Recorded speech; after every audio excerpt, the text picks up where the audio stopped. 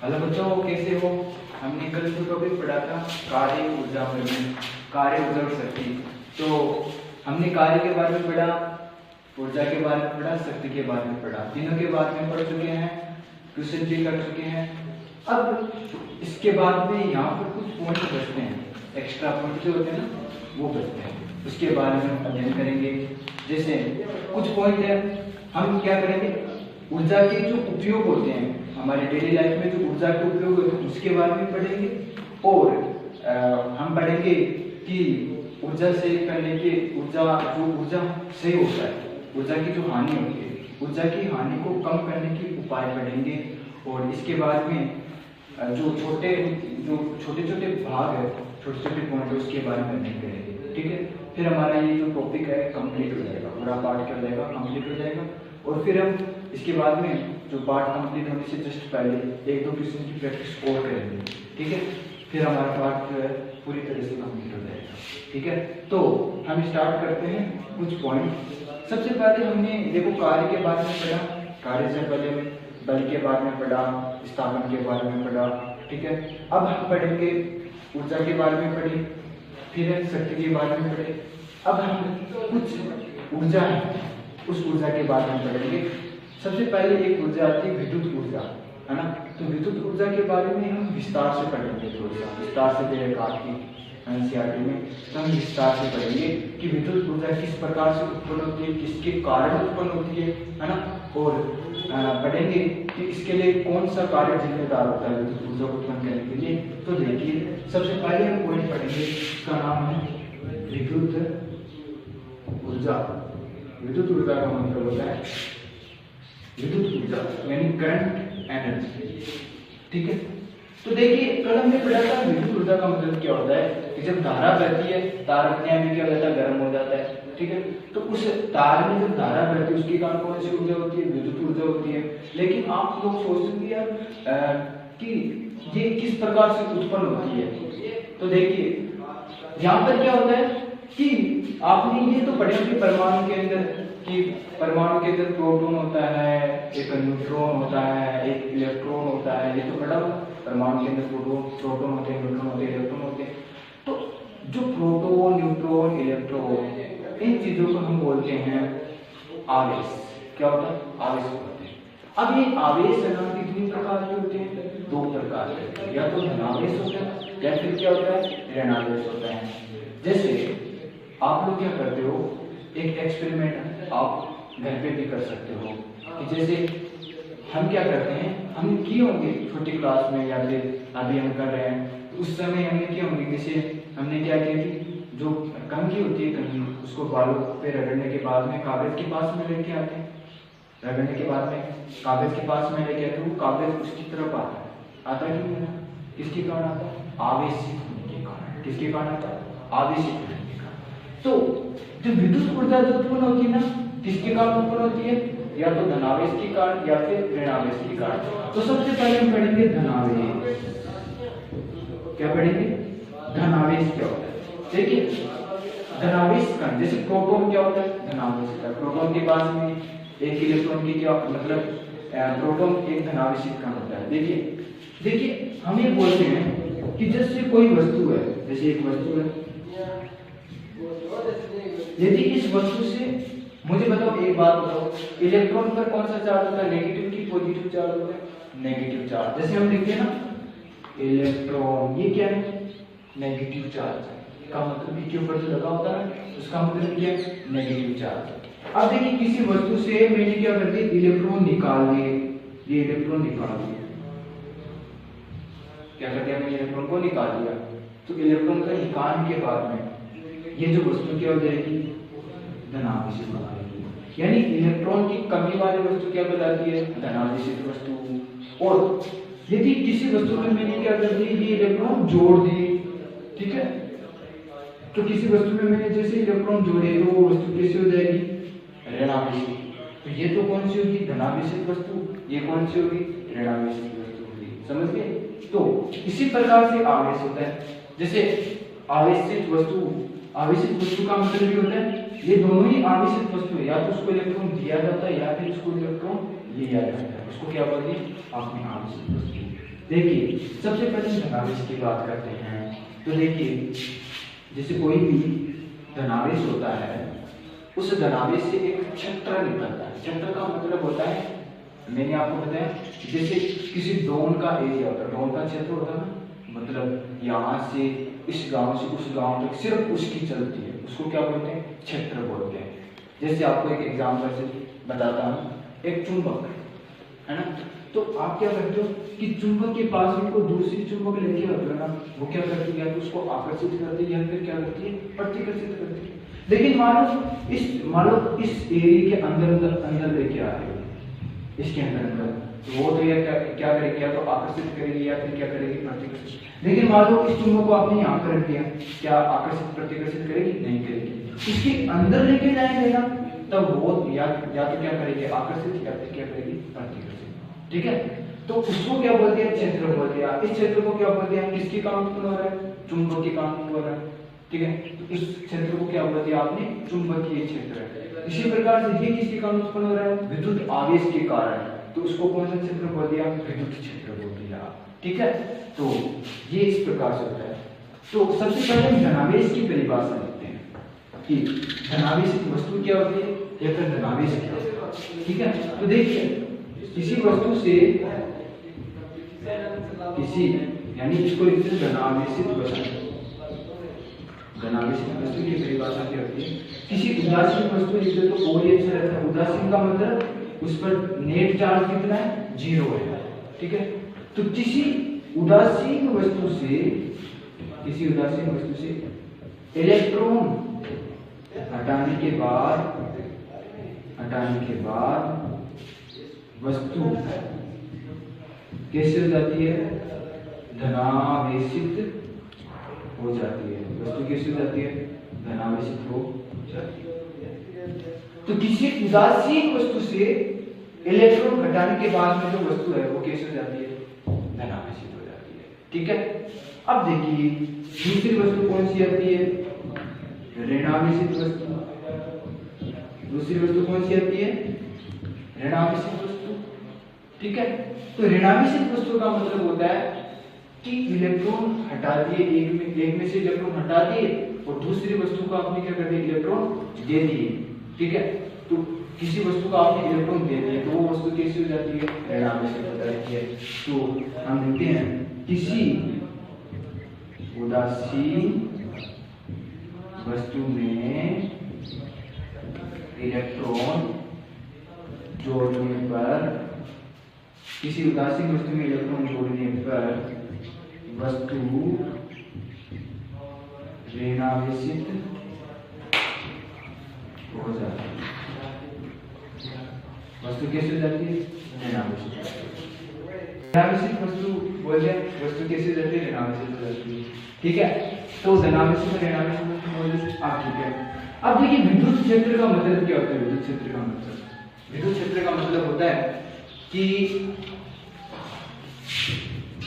जो विद्युत क्षेत्र जो होता है ना, वो धनावेश से बाहर की तरफ निकलता है। ये धनावेश है, वो धनावेश से बाहर की तरफ, उसको क्या बोलते हैं? विद्युत क्षेत्र की दिशा, है ना। तो अगला जो कौन सा है उसको बोलते हैं विद्युत क्षेत्र की दिशा। विद्युत क्षेत्र की दिशा, विद्युत क्षेत्र की दिशा धनावेश से क्या होती है? दूर की तरफ होती है और ऋणावेश की ओर होती है। ठीक है, ये ऋणावेश है, उस ऋणावेश की तरफ होती है विद्युत क्षेत्र की दिशा। ठीक है, अब देखिए आप लोग बता सकते हैं कि विद्युत क्षेत्र, ये कौन सा क्षेत्र कहलाता है? विद्युत क्षेत्र। ठीक है, तो सबसे पहले विद्युत क्षेत्र की परिभाषा देखते हैं कि विद्युत क्षेत्र क्या होता है। विद्युत क्षेत्र होता है आवेशों के कारण उत्पन्न क्षेत्र। क्या कहलाता है? विद्युत क्षेत्र कहलाता है। तो आवेशों के कारण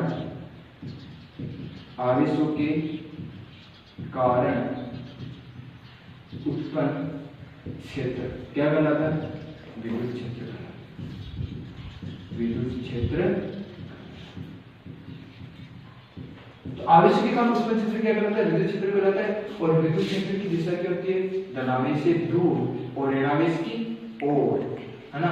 तो अगला जो पॉइंट होता है वो होता है विद्युत क्षेत्र की दिशा, वो धनावेश से धनावेश से तो होती है दूर, धनावेश से दूर और ऋणावेश की ओर। एक तो धनावेश से दूर और ऋणावेश की ओर, विद्युत क्षेत्र की दिशा क्या होती है, धनावेश से दूर और ऋणावेश की ओर। ठीक है, ये हमने विद्युत क्षेत्र के बारे में पढ़ा है ना, विद्युत ऊर्जा के बारे में पढ़ा। विद्युत ऊर्जा इतनी सी है ना। तो देखिए जैसे आपके पास में गुरुत्वाकर्षण क्षेत्र होता है, गुरुत्वाकर्षण क्षेत्र का मतलब ये जो वस्तु है किसके अधीन गति करती है, गुरुत्वाकर्षण क्षेत्र के अधीन गति करती है। ठीक है, इसी प्रकार से कोई वस्तु विद्युत क्षेत्र के अधीन गति करती है तो वो कौन सा क्षेत्र हो जाएगा, विद्युत क्षेत्र हो जाएगा। वैसे वैसी बात है। ठीक है, अब हम बात करते हैं, ये हमने विद्युत ऊर्जा के बारे में पढ़ा। विद्युत ऊर्जा के बारे में हम बात करते हैं ऊर्जा के उपयोग किस किस में करते हैं। ठीक है, अब हम बात करते हैं, पहला जो पॉइंट है वो होता है ऊर्जा के उपयोग, यूज ऑफ एनर्जी, ऊर्जा के उपयोग। ठीक है, तो देखिए हम डेली लाइफ में ऊर्जा के उपयोग किस किस में करते हैं उसके बारे में अध्ययन कर रहे हैं। तो सबसे पहला जो आता है वो आता है कोयला संयंत्र।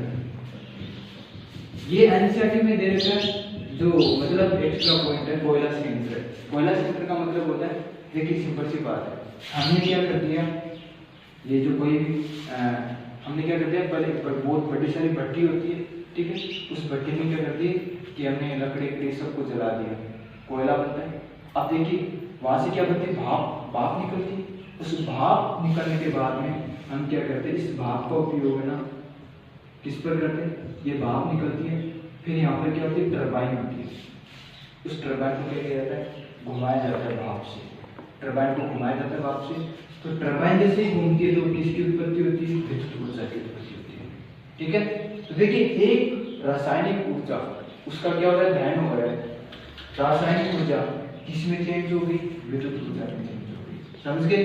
तो एक मतलब कोयला संयंत्र में क्या करते हैं, सिंपल सी बात है, लकड़ी को जलाया, भाप निकली, भाप को किस पर गिराया, टरबाइन पर गिराया, टरबाइन से किसकी उत्पत्ति हो गई, विद्युत ऊर्जा की उत्पत्ति हो गई। ठीक है, दूसरा हम उपयोग करते हैं, वो करते हैं नाभिकीय संयंत्र में। नाभिकीय संयंत्र का मतलब होता है कि हम क्या करते हैं कि जो कुछ जैसे यूरेनियम होता है, यूरेनियम क्या होती है, धातु होती है। ठीक है, बम होते हैं ना, बम यूरेनियम के बने बम आप जानते होंगे। ठीक है, उनके क्या करते हैं, विस्फोट कराया जाता है। उनका जब विस्फोट कराते हैं ना, तो विस्फोट कराने से क्या उत्पन्न होती है, वहां से भी क्या निकलती है, भाप निकलती है। फिर उस भाप का उपयोग इसमें करते हैं, विद्युत ऊर्जा की उत्पत्ति। ठीक है, तो कोयला संयंत्र में करते हैं, नाभिकीय संयंत्र में करते हैं। तीसरी जो ऊर्जा होती है, तीसरी ऊर्जा पवन चक्की में, जैसे तीसरी ऊर्जा होती है पवन चक्की।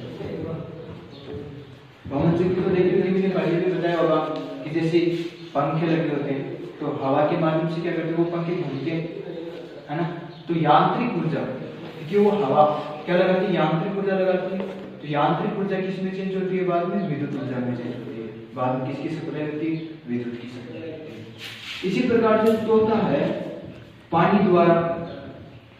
जैसे पानी द्वारा हम एक ऊर्जा को दूसरी ऊर्जा से चेंज किया जाता है। जैसे क्या होता है कि बड़े बड़े जो बांध होते हैं ना, है ना, उन बांध जो बड़े बड़े बांध जो पानी से भरे होते हैं, बाद में उसमें क्या होती है, स्थितिज ऊर्जा, यानी स्थितिज ऊर्जा को चेंज करके किसमें चेंज किया जाता है, विद्युत ऊर्जा में चेंज किया जाता है। समझे। जैसे मैं आपको बता कि जैसे बांध होते हैं, ठीक है, हम क्या करते हैं, जैसे पानी भरा हुआ है तो जैसे आप लोग सोचते होंगे जैसे कि नल होता है, नल को पहले धीरे खोलते हैं तो पानी धीरे धीरे आता है, फिर तेज आता है, फिर तेज आता है, फिर तेज आता है। हम क्या करते हैं कि जो यहाँ पर जो बांध होता है ना, उस पर भी क्या करते हैं, कंट्रोलर्स पॉइंट लगे होते हैं, मतलब कंट्रोल करने वाले पॉइंट लगे होते हैं। तो हम क्या करते हैं, पानी को धीरे धीरे कितनी भी तेज, थोड़ा सा तेज भी दे सकते हैं, और तेज भी दे सकते हैं, और तेज भी दे सकते हैं। फिर उस पानी को किस पर गिराते हैं, टरबाइन पर गिराते हैं। टरबाइन से किसकी उत्पत्ति होती है, विद्युत की उत्पत्ति होती है। तो हमारे घरों में जो बिजली आती है ना, वो इन्हीं के माध्यम से आती है। ठीक है, फिर हम बात करते हैं आपकी एनसीईआरटी में ना, ये रखा है जल विद्युत संयंत्र के माध्यम से, है ना, कोयला संयंत्र के माध्यम से, फिर पवन ऊर्जा के माध्यम से। एक जो आपके पास में चौथी प्रकार की ऊर्जा आती है, वो आती है सौर ऊर्जा के माध्यम से। ये तो आपने देखा होगा सौर ऊर्जा के माध्यम से, ठीक है। तो सौर ऊर्जा के माध्यम से देखिए आप एनसीईआरटी में देखिए, एनसीईआरटी में क्या करते हैं, हम क्या करते हैं, आपने एक प्रयोग किया होगा, एक उत्तल लेंस होता है, उत्तल लेंस देखा होगा। उत्तल लेंस को धूप के मतलब सूर्य के सामने रखते हैं, उत्तल लेंस को किसके सामने रखते हैं, सूर्य के सामने। तो कागज सामने कागज रख दिया तो वो कागज थोड़ी देर बाद में क्या होता है, जल जाता है, उत्तल लेंस पर का, ठीक है। बाद में कागज थोड़ी देर बाद में क्या होता है, जल जाता है, ठीक है। जैसे इससे होता है, जैसे ये सूर्य, ठीक है, और यहाँ पर क्या होता है, उत्तल लेंस, ये सूर्य, ये क्या है, उत्तल लेंस। तो ये जो लाइट है ना ऐसे आती है, ऐसे आती है और इस प्रकार से किस पर गिरती है, यहाँ पर, ये क्या होता है, चलता है। देखिए सूर्य की जितनी भी ऊर्जा है ना उसको केंद्रित करके एक जगह पर आपने क्या कर दिया, फिक्स कर दिया, ठीक है। बाद में क्या करेगा, इसे क्या निकलेगी, भाप निकलेगी, तो इस भाप का प्रयोग किसमें करेंगे, विद्युत उपयोग, ठीक है। इसी प्रकार से पांचवा पॉइंट क्या होता है, पांचवा पॉइंट आपने देखा होगा कि सोलर पैनल सिस्टम लगे होते हैं हमारे जो खेतों के अंदर, जो बड़े बड़े खेत होते हैं उसके अंदर सोलर पैनल सिस्टम लगे होते हैं। आपने देखा कि ऐसी चीजें लगी होती है उसके अंदर, जैसे सोलर पैनल जो सिस्टम होता है, सोलर पैनल के नाम, तो जैसे मान लो ये जैसे इस प्रकार से लगी होती है, प्लेटें लगी होती है, उसके ऊपर क्या गिरता है, सूर्य का प्रकाश गिरता है, सूर्य के प्रकाश से क्या होता है, इलेक्ट्रॉन निकलते हैं, सूर्य के प्रकाश से क्या निकलते हैं, इलेक्ट्रॉन निकलते हैं, और इलेक्ट्रॉन से किसकी उत्पत्ति होती है, विद्युत धारा, ठीक है। इस प्रकार से बहुत सारी चीजें हैं। इसी प्रकार से जो हमारे घर जो नॉर्मली सेल काम में लेते हैं, सेल नॉर्मली सेल काम में लेते हैं, जैसे विद्युत सेल जो होते हैं, जो विद्युत सेल होते हैं ना, उस विद्युत सेल में रासायनिक अभिक्रिया होती है, उस रासायनिक अभिक्रिया से किसकी उत्पत्ति होती है, ठीक है। तो कौन सी ऊर्जा किसमें चेंज होती है, तो रासायनिक जो ऊर्जा होती है वो किसमें चेंज होती है, विद्युत ऊर्जा में, ठीक है, विद्युत ऊर्जा में क्या चेंज, ठीक है। तो इस प्रकार से हम क्या करते हैं, ऊर्जा के उपयोग में, ठीक है। फिर हमारे पास में आता है ऊर्जा के कम करने के क्या क्या उपाय हैं, यानी जो मान लो कि ऊर्जा जब निकलती है तो कोई क्या हो सकती है, जल सकती है, ठीक है। तो ऊर्जा कम करने के क्या क्या उपाय होते हैं, जैसे हमारे घर में जो डीपी होती है, डीपी जो पास में लगी होती है, ठीक है, तो उसमें क्या लगे होते हैं, ट्रांसफार्मर लगे होते हैं, ट्रांसफार्मर, ठीक है। तो आपने देखे होंगे कि देखिए जो तार होते हैं, जैसे मान लो कि एक बड़ा सारा एक ही तार है, एक ही तार होता है, एक तार से क्या होता है कि उष्मा की हानि क्या होती है, ज्यादा होती है, ठीक है। तो हम क्या करते हैं, उसको बारीक बारीक जो तार होते हैं छोटे, उन तारों में क्या करते हैं, छोटे छोटे तारों में तोड़ देते हैं, ठीक है, ताकि उष्मा की हानि कम से कम हो। इसी प्रकार से आपने नॉर्मली तार देखे होंगे, एक तार के ऊपर दूसरा तार लिखता रहता है ना, एक तार के ऊपर दूसरा तार लिखता रहता है, वो इसी का लिखता रहता है ताकि ऊर्जा की हानि क्या हो कम से कम, ठीक है। इस प्रकार से क्या करते हैं, ऊर्जा हानि को कम करने के उपाय करते हैं, ठीक है। हम इस प्रकार से करते हैं कि वो ऊर्जा ज्यादा से ज्यादा हमारे काम में आए और कम से कम उसकी क्या हो, ऊर्जा की हानि, इस प्रकार से काम है। इसी प्रकार से जो कुछ डिवाइस आती है, डिवाइस के अंदर जो तांबे के तार उनके बीच बीच में कुछ ऐसे पदार्थ पड़ देते हैं जिसके कारण करंट का फ्लो नहीं हो पाता। जैसे आपने देखा होगा एक तार के बीच में कुछ ऐसे पदार्थ पड़ गए, दूसरा तार आ गया, ठीक है। तो ये तार दूसरे तार से क्या, इसमें अलग तार आ रही है, दूसरे में अलग तार आ रही है, तो ऊर्जा की हानि नहीं होती है, ठीक है। इस प्रकार से हम काम लेते हैं, तो ये ऊर्जा हानि से नहीं, ठीक है। इतने से पॉइंट बचे थे जो इसके बाद में चैप्टर में कंप्लीट होता है, ठीक है। लेकिन उसके बाद में हमने ये भी कहा था कि क्वेश्चन सॉल्व करेंगे, ठीक है। तो क्वेश्चन एक तो क्वेश्चन बता देता हूँ, बाद में क्या करेंगे, चैप्टर को एंड करेंगे, ठीक है। पहला क्वेश्चन है, जैसे हम एक बार और कोशिश करते हैं क्वेश्चनों की, ठीक है। तो क्वेश्चन की एक बार और कोशिश करते हैं, तो देखिए जैसे एक कार, क्योंकि मैं इसलिए बता रहा हूँ कि ये जो आपके जो फॉर्मूले है वापस आपके क्या होते हैं, रिवाइज होते हैं, इसलिए मैं आपको बता रहा हूँ। एक कार किसी पहाड़ी पर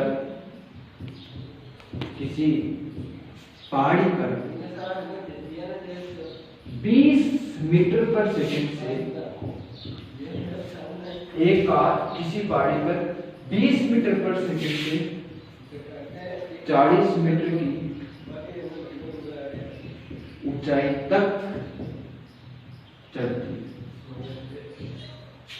कोई कार है 20 मीटर प्रति सेकंड की दर से कितनी मीटर ऊंचाई पर चलती है, 40 मीटर ऊंचाई पर चलती है, ठीक है। तो कार द्वारा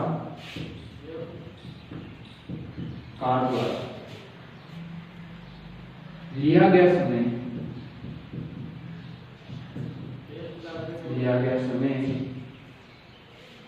कितना बताऊं, ये 2 मिनट है, 2 मिनट के अंदर चल जाती है, ठीक है। लिया गया समय 2 मिनट, तो उसकी शक्ति क्या है,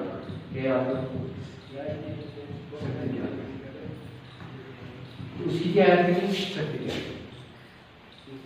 तो सिंपल सी बात है, एक कार है 20 मीटर पर सेकंड से चल भी रही है और अपनी स्थिति भी चेंज कर रही है, ठीक है। तो कौन सी ऊर्जा हो गई, एक तो गतिज ऊर्जा हो गई, चल रही है, और आपकी स्थिति भी चेंज करी, तो कौन सी ऊर्जा हो गई, स्थिति ऊर्जा हो गई। तो टोटल एनर्जी उसकी कितनी हो गई, 12mv² प्लस mgh, ठीक है। mgh बताया था, ऊर्जा स्थिति ऊर्जा का फॉर्मूला क्या था, mgh, गतिज ऊर्जा का फॉर्मूला क्या था, 12mv²। यहाँ पर देखिए क्वेश्चन के अंदर यह है कि कार का द्रव्यमान है 30 किलो। कार का द्रव्यमान कितना है, 30 किलो, ठीक है। तो कार का द्रव्यमान कितना है, 30 किलो। यहां पर लिख देता हूं, कार का द्रव्यमान कितना है, 30, ठीक है। अब देखिए हम इन प्रश्नों को क्या करते हैं, सोल्व करते हैं। मुझे बता देना ना डाटा कितना है, ठीक है। तो सबसे पहले ऊर्जा की बात करते हैं। कौन सी ऊर्जा है मुझे बताओ, गतिज ऊर्जा प्लस स्थिति। तो गतिज ऊर्जा क्या होती है, 12mv²। स्थितिज ऊर्जा क्या होती है, mgh। हाँ, m का मान कितना बताया मैंने, कार का द्रव्यमान 30 किलो। कितने वेग से जा रही है, 20 गुणा 20, 20 से 4, 20 गुणा 20 प्लस कार का द्रव्यमान कितना है, 30। किसके विपरीत जा रही है, गुरुत्वाकर्षण क्षेत्र के विपरीत जा रही है, 10। कितनी ऊंचाई पे जा रही है, 40 मीटर ऊंचाई पे जा रही है, ये 40 कर दिया, ठीक है। फिर हम इसको सोल्व करते हैं, तो देखो कितना हो गया, 10 बार कैंसिल हो गया, 3 गुना 6, 6000 हो गया, 6000 प्लस 3 तो 12, 3 तो 12 और 12,000 हो गया। तो देखिए ये कितना हो गया, वापस देख लीजिए, 6000 और ये कितना हो गया, 12,000 हो गया। तो कुल कितना हो जाएगा बताओ, 18,000। 18,000 को मैं क्या लिख देता हूँ, 18 किलो जूल लिख देता हूँ, किलो जूल, ठीक है। अब हम शक्ति निकालेंगे इनको, तो शक्ति के लिए फॉर्मूला क्या लिखते हैं, P बराबर W/T। W/T, W का मान हमारे पास में कितना है, 18,000, यानी 18 गुणा 10 की पावर 3, 18 गुणा 10 की पावर 3। कितने मिनट में, 2 मिनट के अंदर, 2 मिनट के अंदर जो चलती है तो 2 गुणा 7। मैंने कहा कि मिनट को किस में चेंज करना है, सेकंड में।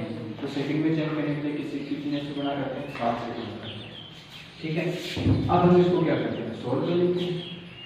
तो देखिए यहाँ पर कितना हो गया, 10 की घात 2 10 की 6 गुनी 12, यहाँ पर 12 बच गई। फिर देखिए 36 18 और 6 गुनी 12 हो गया, 6 फिर 3 में 2 का भाग लगाया तो कितना है, 1.5 1.5 कितना है, 1.5 गुना 10 की घात 2 जूल भी बोल सकते हैं, ठीक है, या फिर हम इसको बोल सकते हैं 1500 वाट, क्योंकि ये शक्ति है तो यहाँ पे क्या बोलेंगे वाट, 1500। इसका शक्ति कितनी रहेगी, 1500, ठीक है। इस प्रकार से ये आपने इक्वेशन किया। इसलिए दूसरा क्वेश्चन एक और करते हैं, फिर हम टॉपिक क्या करेंगे, ठीक है। ये अच्छा क्वेश्चन है, इसके अंदर 2 ऊर्जाओं का उपयोग हो रहा है, ठीक है, इसलिए हमने क्वेश्चन को किया। अब देखिए एक क्वेश्चन और है, जैसे एक रेलगाड़ी वाला बता देता हूँ, ठीक है, रेलगाड़ी वाला एक रेल का इंजन, एक रेल इंजन 1000 न्यूटन से बाकी डिब्बों को, यानी एक रेल का इंजन है वो 1000 न्यूटन से बाकी जितनी भी डिब्बे हैं उनको क्या कर रहा है, खींच रहा है। रेल का इंजन तो खींचता है, बाकी डिब्बों को खींचता है। तथा रेलगाड़ी द्वारा तय विस्थापन लिखा है इसमें, तय विस्थापन मतलब कोई इंजन है वो 1000 न्यूटन से खींच रहा है, ठीक है। तो रेलगाड़ी जो है वो यहाँ से मानो कितनी दूर चलेगी, 20 किलोमीटर तक चलेगी, है ना। एक स्टेशन से दूसरे स्टेशन तक कितने चलेगी, 20 किलोमीटर तक। ये क्या दे रखा आपको, विस्थापन दे रखा है। तय विस्थापन कितना है, 20 किलोमीटर है। तो रेलगाड़ी द्वारा, तो इंजन द्वारा, जो इंजन है इस इंजन द्वारा किया गया कार्य